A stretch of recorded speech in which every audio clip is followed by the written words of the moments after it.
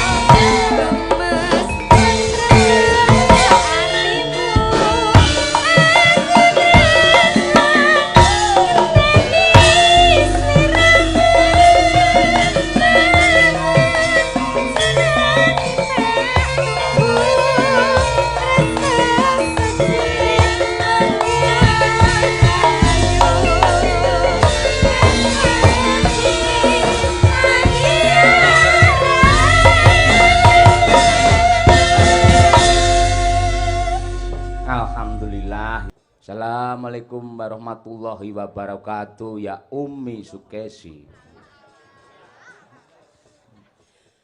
Waalaikumsalam warahmatullahi wabarakatuh ya Abi. Waduh, elok tenan. Wah, ketok yen mesra penuh dengan barokah. Nyeluk Abi. Iya. Mbiyen rong kaji nyeluki aku babi ngono ae. Ora kok ya. Piye Bu Kesi iki ditimbali karo Pak Supriyanto sekalian Ibu ki piyai loro ki klop tenan lho. Padha le alus, padha le lembah manah, padha le grapya, penuh dengan etika dan sopan santun. Mula bareng kagungan kersa sing rawuh ya semene akeh. Piye pendapatmu piye pendapatmu? Pendapat ora.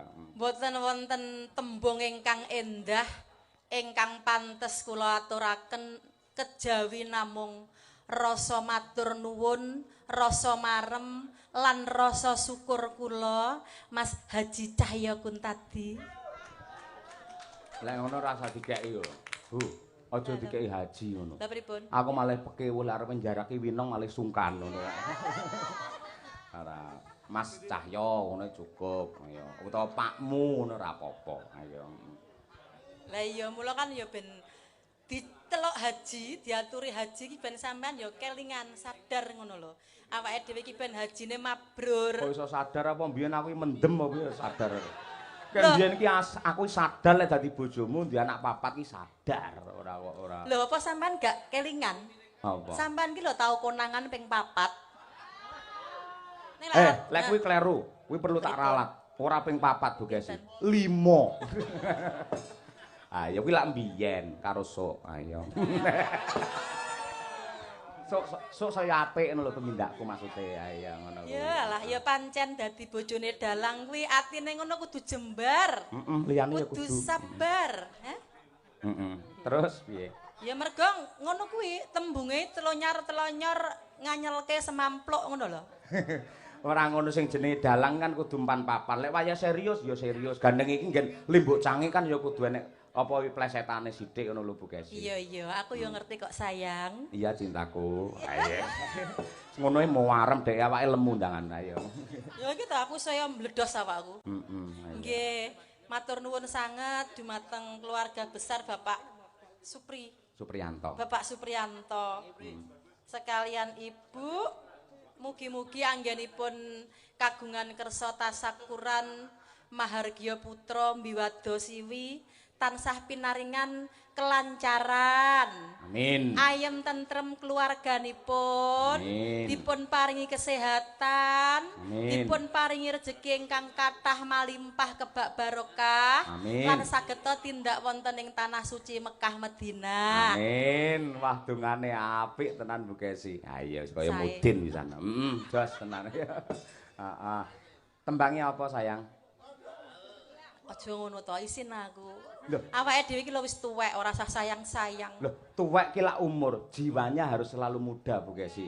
Malah awake dhewe nyontoni karo para-para kuwi janjane lek manten anyar ora perlu didungake. Genah mesra manten anyar iki, genah ora tukaran. Sing gampang tukaran lek manten lawas-lawas kuwi lho. Nggih napa mboten, Pak? Lah kuwi do ngakoni kuwi lho semono kean. Ayo. Nggih, mula awake dhewe gandeng manten lawas. Ayo dibuat supaya mesra ngono lho. Ayo ngono. Ya ngono nek parikane. Waduh, apa kuwi? Anak itik banyak bulunya. Waduh. Bu Kesi yang cantik, Pak Cahyo yang punya. Iya, nggih. Makasih. Ayo. Ben ngono sampean ben eling aku, ben ora njawili winong wae. Ora tau. Takono winong ora tau tak jawili ora. Ya mung diambung ngono wae. Lah kan ponakan bebas ayo ngono. Ya ora apa-apa. Aku pokoke iso nyenengke sampean ya bahagia. Nah, lah kuwi iki wanita yang baik iki kaya ngono kuwi. Mergo dibalik lelaki yang sukses pasti ada doa wanita yang dahsyat. Nah, kuwi Bu Kesi. Aku bukan apa-apa Bu Kesi, tenan. Tanpa kehadiran Tuhan menciptakan seorang Sukesi Rahayu, mbok menawa aku dudu dalang iso lho, aku copet bae ngono kuwi. Ayo, ngono iso. Iya, kehadirannya penting tenan. Ayo, piye? Nggih kagem Mbak penganten Mbak Lia. Feprilia Permata, Dewi kalih Mas Bobi Mugi-mugi dadosa pasangan keluarga ingkang tansah pinaringan karahayon, dados keluarga ingkang sakinah, mawaddah warahmah, Amin. ayem tentrem, lancar rezekinipun, langgeng selawase, kados kula kalih Pak Cahya Kuntadi niki lho, Mbak Aprilia. Aja mung kaya awake dhewe. Kaya sapa? Kudu luwih kok awake dhewe. Lah sapa? Awake dhewe kan ra mesti lek pas sasi rame ya lancar, pas poso ya utang, ayo to. Ra mesti ngono. Luwih kok awake dhewe Bu Kesi. Ayo. Nggih. Tembangipun Setya Tuhu. Nah, iki coba kaya apa diaturake. Sak bawanipun nggih, Bu. Inggih, Pak Haji. Nggih, coba. Ya Jah, ayo. Pak Ijah. Nggih. Nano. Ya, Bu. Pemintaku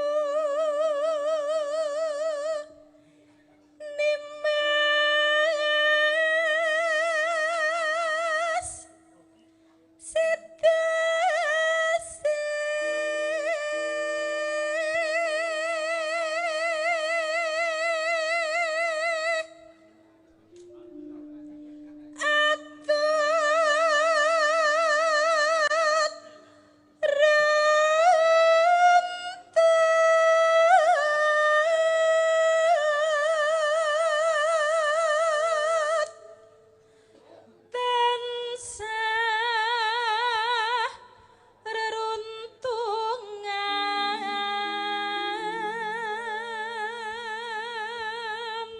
Sampeyan sewengi lungguh timpuh ngono iki mboten keju Bu Kesi. kula nggih keju kadang-kadang nggih kemeng Lah ben ra kadang-kadang kemeng pripun? mbok ben otot-otote rada kendho jumeneng ora apa-apa. Ayo. Nggih. Bapak Ibu pareng nggih Bu Kesi ngadeg nggih. Nggih. Kuwi lho pareng iki lho. Bu Kesi ngadeg setuju? Setuju wae kari nonton Dek. Ayo. Kadune arek ngedekne aku. Ngono. Aku ngadeke lek nang omah wae ngedeke sampean. Oh, ora. Aku iso ngadeg dhewe. Ayo Bu Kesi. Kalau wong sehat kan mesti iso to. Lho. Ya Allah, omonganmu lho, Pak. Nggih, ngono coba kaya apa. Coba jumeneng. Lho, kaya ngono kuwi lho. Poh, jan. Wah, Kesi. blegendong wetenge gedhe. Ora apa-apa ngono. Sing apik ya ngono kuwi kok. Ayo. Tandon swara. Ayo. Pokoke ya saya melentung. Mergo kakean mbok pompa. Astagfirullahaladzim. Halo Pak, Bapak-bapak, Ibu-ibu. Iya. Lali. Ing sarena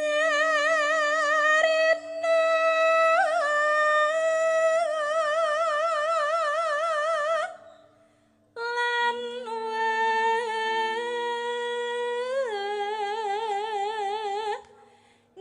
ngene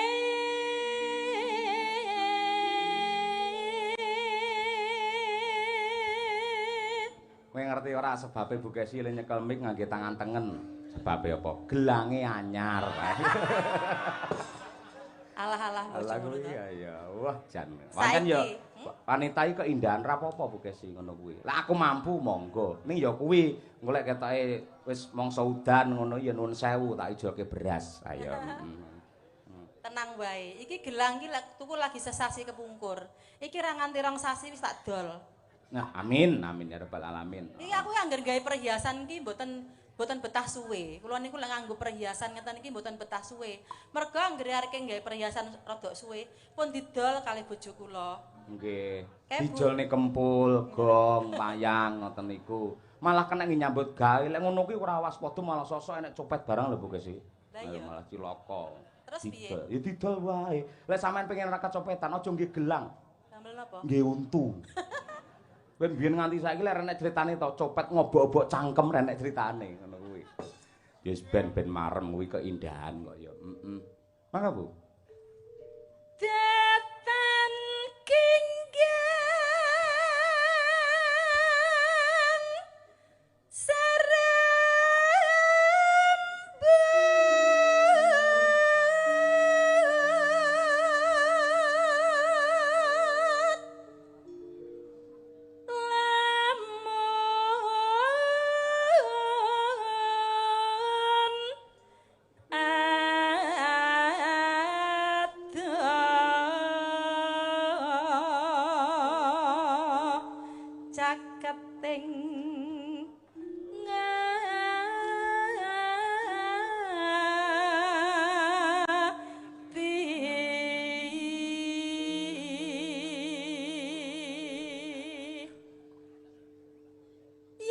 cedhak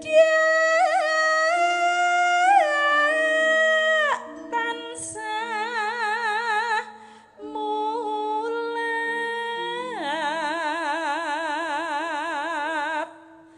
sida asih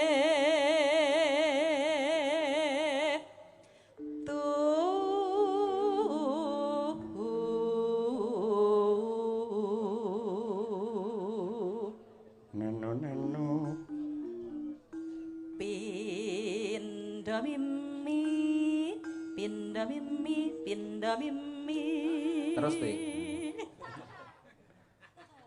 lan mintuna ayo bareng Akang Mas ada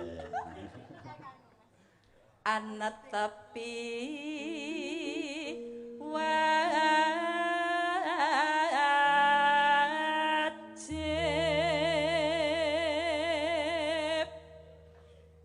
sido asih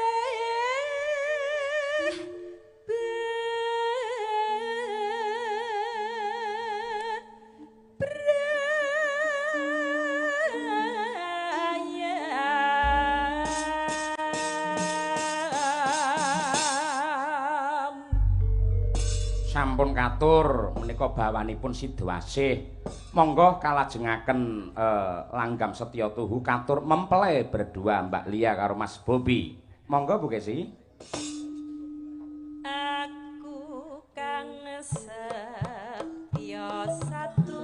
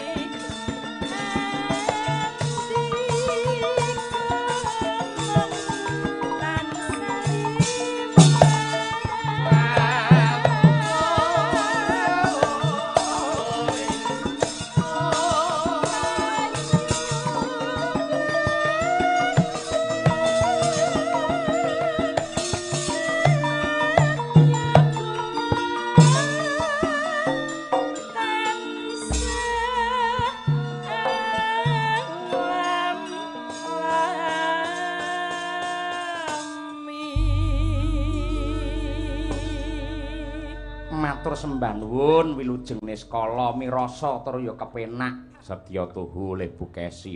Pancen ya sinden profesional. Ya. Ana bintang tamune ya, Mak. Ana. Ning sengaja iki pancen karo Pak Lurah didelikne dhisik. Ha ya. Ben kaya tulung agungan ya. Ku nembang kon jero kono, Dek. Ayo wis ben kaya Sekar Gadung kok. Sapa bintang tamune? Mbak Elisa Orcarus Alaso yang paling sering pentas di Ponorogo karena disayangi oleh para warga masyarakat Ponorogo. Wah iya. Ora mung Ponorogo. Penggemar wayang rata-rata mesti ya tresna karo sing jenenge Mbak Elisa. Ora mung penggemar, dalange akeh sing kidanan kok. Klebu aku. Lah iya.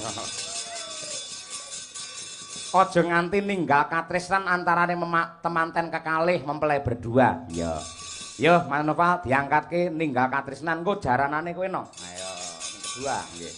Oleh Elisa Orcarus Alaso. Yuk berpacu dalam melodi. Oke.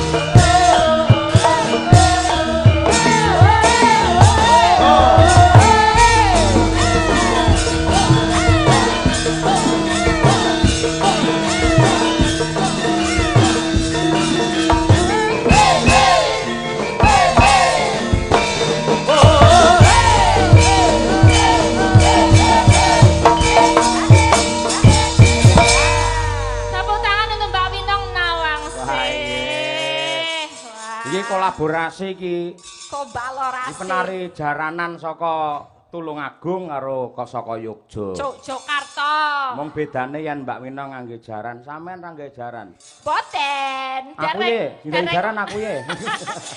Dereng kagungan jaran. Ora duwe jaran, yo mesake wis semono wis laris, kondang ayu pinter kok ra duwe jaran. Mbah jaran ra ono sing gelem, angger tak jedaki mesti ngono kuwi carane. Heeh, terus bar kuwi mereka hai, toprak. Lah iya. Ngopo kuwi jarane ngopo? Heh?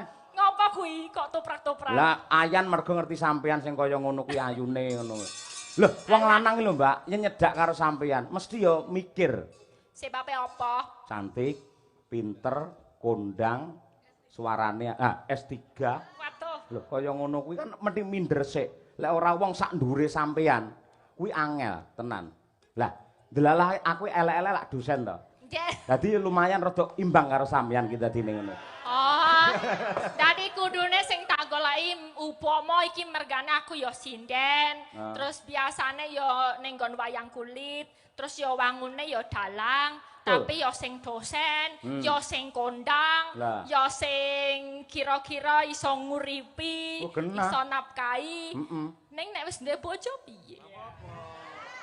Lah, itu kan bisa dibicarakan. Lho.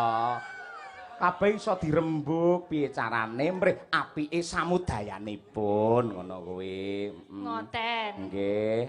Bukesi bubuk to ki mau. Panjenengan sebagai seorang dalang, berarti kula ngalap berkah boleh? Boleh. Sebagai aku dalang junior, ngalap berkah sama dalang senior boleh? Boleh no. Salim boleh? Jan, tanganku ora tak umbah 7 dina, Pak. Ya kan apa ya, saya kan corone ngalap berkah. Panjenengan kok malah rasa ngumbah panjenengan, yang nggak ngumbah ya aku. Karena aku yang cari berkahnya panjenengan. Oh iya. Kalau panjenengan pancen dalang, aku boleh tanya sesuatu enggak? Boleh, monggo. Piye pertanyaannya kaya apa coba? Pertanyaannya, wayang cewek nih, wayang wadon. Wayang wadon opo sing paling mesakake? Wayang cewek mana yang paling kasihan? Dewi Kunti. Dewi Kunti? Ya enggak. Lah kan ditinggal bojone mati, akhirnya dia ngopeni anak 5. Sakne lho. Ra sepiro. Paling mesakake? Anu, apa kuwi jenenge Gendari? Gendari soale? Bojone kan tunanetra. Tunanetra. Heeh. Biasa wae. Lah sing paling mesakne wayang wedok sapa? Anjani. Kok iso? Anjani aku untuk mencintaimu walaupun aku tidak memilikimu. Ajani aku untuk mencintaimu walaupun aku tidak memilikimu. Aku bareng kowe muni aku malah pengen dadi jaran aku. Terus aku lah jawab anjay. Iya. Anjir. Terus siji meneh. Apa? Wayang apa sing iki mau wedok? Saiki wayang lanang. Apa? Wayang lanang apa sing paling jengkelke? Yo. Sengkuni. Kaisa. Loh, lah Sengkuni kan lecet tukang ngapusi. Ya ora kok Sengkuni. Liyane sapa? Dasamuka.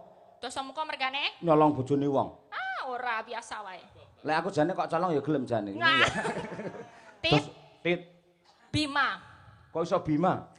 Bimanapun aku memejamkan mataku selalu terbayang-bayang wajahmu. Waduh iya.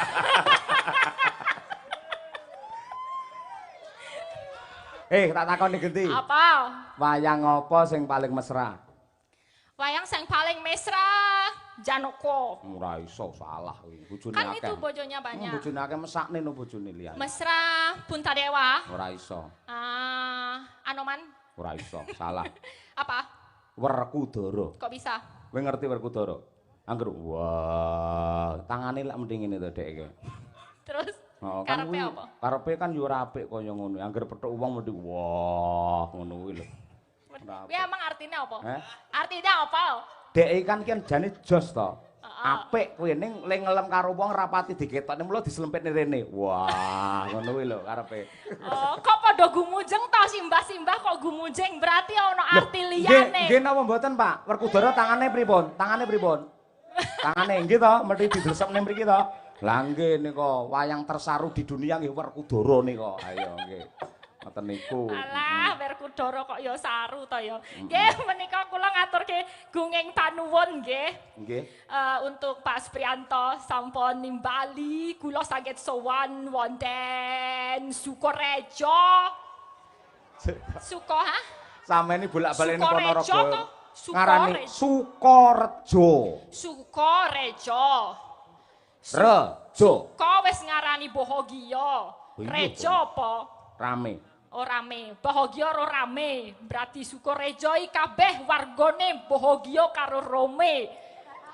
Ketara iki tumplek-blek sak okeng menungso menika saged nyawiji Tumplek-blek ora tumplek-blek. Masalah, Banyak dadi itu sinden loh, wis suwi kok panggah tumplek-blek ora ngono. Tumplek-blek. Tumplek-blek. Ya, tumplek-blek menika. Lan juga congratulations selamat untuk manten-manten ke kalih. Menika Mbak Vaprilia apa